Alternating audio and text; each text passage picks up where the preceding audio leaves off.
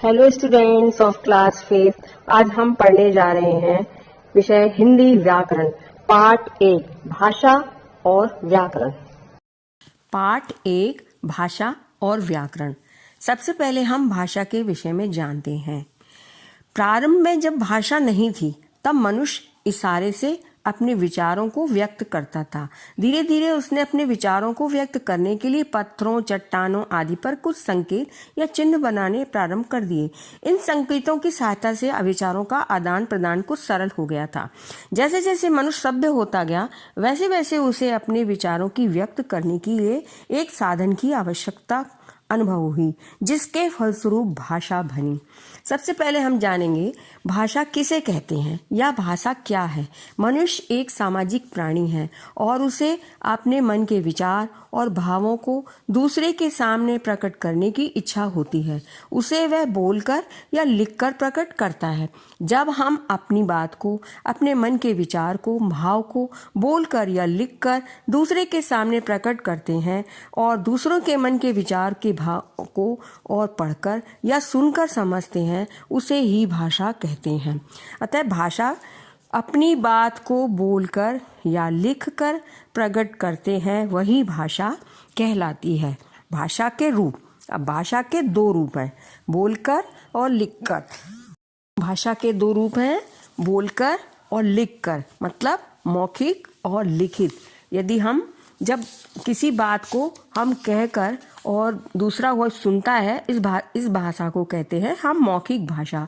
और यदि कोई हमें लिखकर समझाता है तो हम उसको पढ़ते हैं और ये समझ आती है हमारी लिखित भाषा। अतः मौखिक में क्या होता है? बोलना और सुनना। लिखना और पढ़ना होता है आपके लिखित भाषा में। अतः बोलना और सुनना भाषा के मौखिक रूप के अंतर्गत आते हैं, लिखना और पढ़ना भाषा के लिखित रूप के अंतर्गत आते हैं।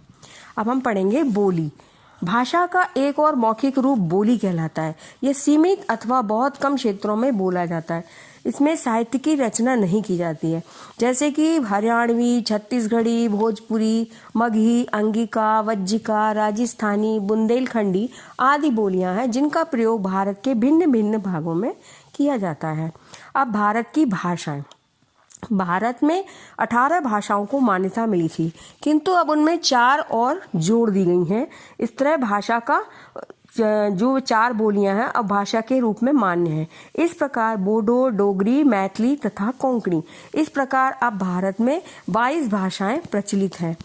22 भाषाएं कौन कौन सी हैं? असमिया, बंगला, बोडो, डोगरी, गुजराती, हिंदी, कन्नड़, काश्मीरी, कोंकणी, मैथिली, मलयालम, मणिपुरी, मराठी, नेपाली, ओडिया, पंजाबी, संस्कृत, संथाली, सिंधी, तमिल, तेलुगु और उर्दू।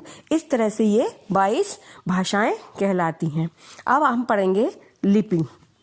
भाषा को बोलते समय जो शब्द हमारे मुख से निकलते हैं उनकी ध्वनियों को लिखने के लिए कुछ चिन्ह निर्धारित किए जाते हैं, यही चिन्ह लिपि कहलाते हैं। भाषा के लिखित रूप के लिए कुछ चिन्ह बनाए गए हैं जिनके माध्यम से हम भाषा लिखी जाती है, उसे हम लिपि कहते हैं। अतः भाषा को लिखने के ढंग को लिपि कहा जाता है। अब हम पढ़ेंगे व्याकरण।